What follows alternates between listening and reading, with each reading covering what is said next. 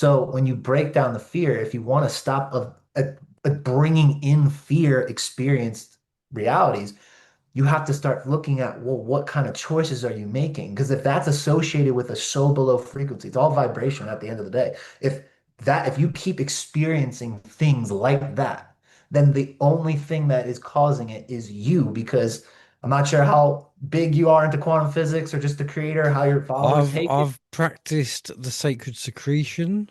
I've gone down that path. I'm fully aware that the world, the outer world, is a reflection of the inner world, and if you want to change the outer, you've got to work on the inner. Yep. Something that I do struggle with. I'm not going to lie to you. Yeah. We all do. But yeah, I'm very open to all that. So in that regards to those sciences like which have been proven, double slit experiment, placebo effect, right? The world is mentalism. It's all part of what we perceive in our own world. If that's what you keep experiencing is dealing with these fear-based systems in the legal system, then you have to change something inside of yourself. So like a lot of people want the instant remedy because people that are looking for the solutions are the ones going through the problem at that moment. Mm. They're dealing with something that they want to get out of right then and there. And this, what we're talking about, isn't always the solution that's going to make them get the exact thing that they want at that exact time. Yeah. But what we talk about is with this etheric ledger and the balancing of how do you get more good experiences. Well, if you want to get out of this bad experience, I can't stop you from maybe attaining some karmic debt that you did to get that experience. So you might have to go through with it to learn a lesson to make you stop doing it in the future. But if you start balancing that ledger by making completely aware choices, not, with discernment, with knowing that everything's working out for you, taking leaps of faith, even if you don't know what's going to happen, you still are going to be like, I'm going to do the right thing because this is going to add to my balance, my ledger, my algorithm of adding more pluses instead of minuses. Eventually, something will work out. And the way I say it is sometimes that balance, that miracle, that thing that people are looking for could be maybe the court case gets dropped. Maybe you get your kids back. That could be a symptom of you making the right choices to add to your ledger. I Mm. don't know what it's going to be. Sometimes you might start making good choices because you heard this us talking about it, but you still don't get that result that you wanted. And it's not that it's like you did something wrong. It's just that again, you have a biofield, you've made choices in your past, and how you're supposed to get remedy is going to come out differently for every single person. It, So it Absolutely. also comes back to the law, like the real the law. real, yeah. So when I was on that journey years ago and exploring myself and all of that, I started to study the atmosphere. I started to study cause and effect, of like what was actually happening in me and around me based on the things that I was doing. So while everybody else was studying books, I was studying the literal molecules of life. And so that became my university. And it showed me that there was an underlying algorithm at play and at work at all times. And if I was in alignment with that law, then everything would work out for me in the way that I needed it to. But what I needed to also recognize and realize is that it calculates data at faster speeds than any of us could ever fathom. It knows exactly what we need, when we need it, why we need it, and where we need it. Without having, like, in a split second, it can determine these things. And what we think we need, what we think is remedy, what we think is going to save us from ourselves and how we feel right now could be completely different than what it has determined because it knows better than we do what we need for us to have that wholeness and that fulfillment and Mhm. that peace and come back to center with our creator and creation because that's the ultimate goal. It's not for us to be out here stressed and in fight or flight all the time and all that. That's not the remedy. But we live in this Spiritually, we should society. be like children, Yes. And we live in joyful. And a always. Having fun. why Yes, do you always think people love excited. mushrooms and ecstasy and all that? Because it takes you Yeah. back, because it Because takes you they're back trying to to get your there. true, yeah. I genuinely believe that. Yeah, they're trying to get there and they do it through an artificial source. What happens when you really start getting in alignment with the algorithm? You're there 24/7. And speaking of acid, I did that years ago. And the first time I did it, it came from the Grateful Dead band. And they gave me they gave me stamps. And I took 10 of these. Everybody was Jeez. around me going, She's "Is she gonna gonna die. die?"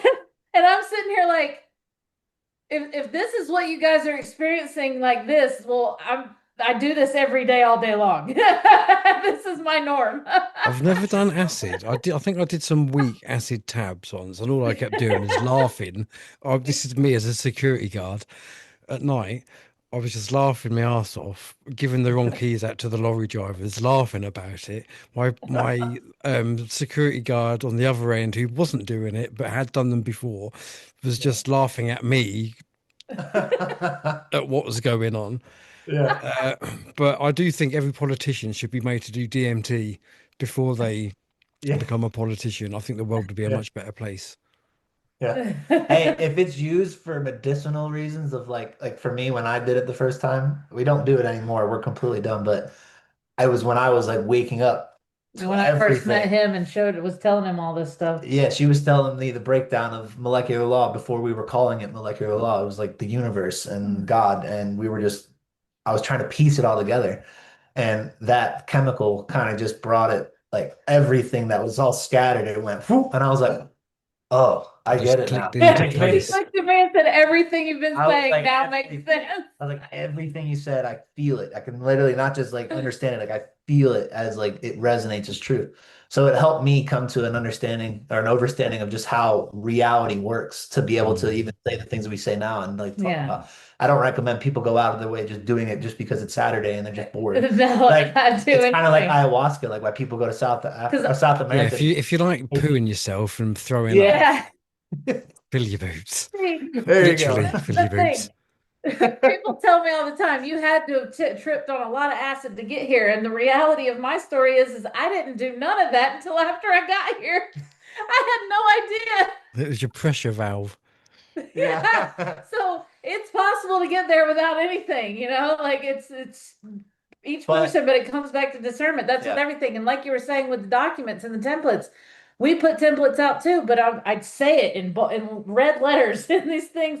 I make people check boxes. They're taking their own authority. This Mm. is has nothing to do with me. Once you do it, you have to read this, feel it with your field, know what you need to add into it for your case, your essence, your presence, your authority.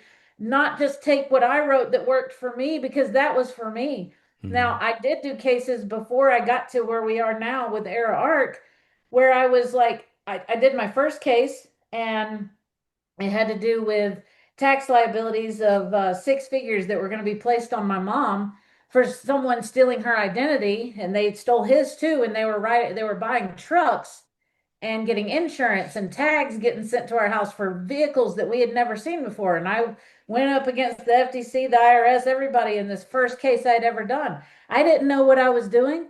All I knew was I knew molecular law. I knew cause and effect. I knew, that I needed to be in alignment. That's all I Mm. knew.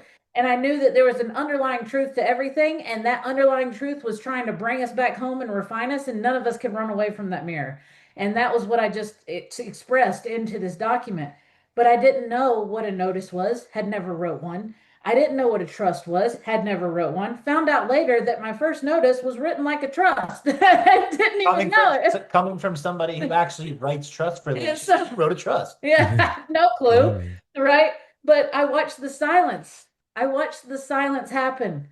And the only response that I did get, I think, was from the FTC, and they said our hands are basically out of it. We have no nothing that we're going to say or do involved in this matter. But I watched. That was the first time that I actually saw my authority move mountains for me. And that was, they were harassing my family. They had mafia style tactics. They had signed my mom's name on 12 different papers that she had never seen before. They filed false police reports, had 3 different police stations doing door knocks 3 times a day.